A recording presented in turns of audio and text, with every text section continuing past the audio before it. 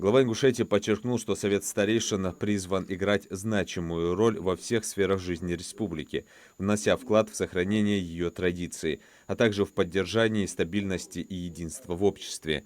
По инициативе руководителя субъекта старейшины будут привлекаться к обсуждению ключевых направлений регионального развития.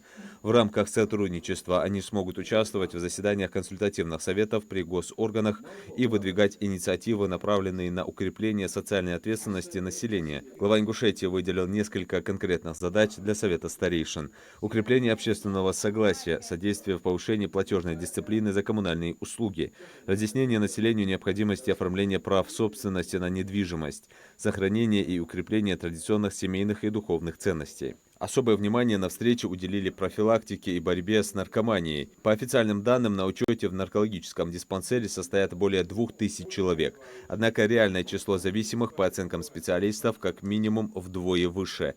Махмуд Али Калиматов подчеркнул, что наркомания представляет угрозу национальной безопасности. Он призвал Совет старейшин включиться в борьбу с этим злом, используя силу общественного порицания и авторитет традиционных ценностей.